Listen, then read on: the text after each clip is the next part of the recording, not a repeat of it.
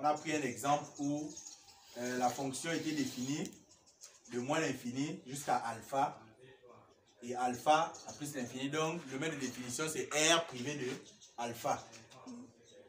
Donc, alpha ici représente une valeur interdite. Et quand on a une valeur interdite, je mets la double barre, différent des autres petites barres là. Ça là, c'est la double barre. Je mets la double barre pour dire que, quel que soit x que je vais utiliser, x ne doit jamais être égal à alpha. Je mets aussi les valeurs intéressantes, c'est-à-dire les racines de ma fonction, les différentes racines. Là, on a pris un cas posé comme ça où j'ai trois racines, x1, x2, x3. Donc les trois racines sont là. Je prends x1, je prends x2, je prends x3. Je prends maintenant les différentes fonctions. Enfin donc, au départ, ma fonction c'était celle-là. C'était f de x égale x moins x1, facteur de x moins x2, facteur de x moins x3. Ça c'est ma fonction. Ici, là ce sont les x. On a dit ça. De ce côté, tout ce qui concerne le bas, c'est maintenant les f de x. Donc tout ce qui est sur la droite des ordonnées. C'est en bas là. Tout ça, c'est ce que je mets ici. Tout ça là, c'est ce qui est sur la droite des abscisses. Ce qui est là-bas, c'est ce qui est sur la droite des ordonnées. Donc les f de x. Je commence avec celui-là. X moins 1. Déjà, pour bien faire le tableau de signes, souvent c'est bon de factoriser d'abord. Là, de prendre la forme factorisée. Il y a d'autres exemples aussi qu'on va voir où on va te donner certaines propriétés. Je pense que j'ai donné certaines propriétés l'année passée à l'autre. Pour un polynôme du second degré et du signe de A partout sauf à l'intérieur des racines. Oui.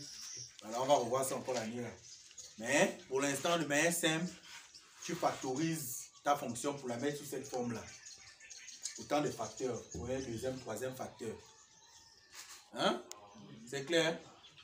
Donc quand je mets trois facteurs, ce sont les trois facteurs là que je mets ici. Je mets ça là. Le premier facteur c'est x moins x1. Deuxième facteur x moins x2. Troisième facteur x moins x3. Ça sont les nombres, hein. X c'est x1, x2, x3 là. Ce sont les nombres comme ça là. On va prendre un exemple. Et ici, ça c'est x moins x1, facteur de x moins x2, facteur de x, ça donne f de x. F de x qui est là dans le produit là. C'est pour ça que j'ai dit tout ça là, c'est ce qui concerne la droite des ordonnées.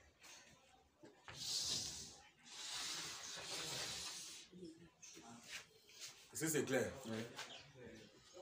Arrivé à ce niveau, j'ai x moins x1. Quelle est la racine de x moins x1? Pour que x moins x1 soit égal à 0, il faut que x soit égal à quoi? Il faut que x soit égal à x1. Là, je peux avec beaucoup les x comme ça, vous êtes perdu. Si j'ai x moins 2, pour que x moins 2 soit égal à 0, il faut que x soit égal à quoi? 2. Donc il faut que x soit égal à celui-là pour que ça soit égal à 0. Parce que x1 moins x1, ça donne 0. Donc, ça veut dire que c'est x est la racine, non? X1 est où? C'est là, non? On avait déjà même trouvé ça. On avait déjà, enfin, quand tu as écrit sous cette forme, c'est que c'est forcément x1 la racine.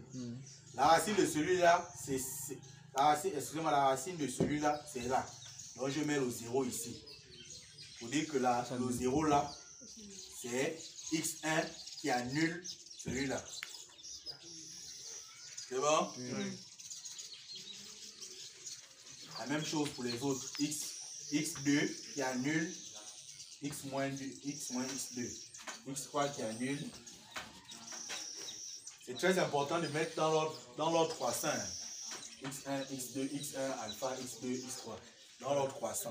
Du plus petit au plus grand. Je dis du moins l'infini à plus l'infini. Si tu mets le plus grand derrière, le plus petit devant, tu vas complètement te tromper. Tout sera faux après. Donc ici, c'est très important de bien mettre ça dans l'ordre croissant. Très important.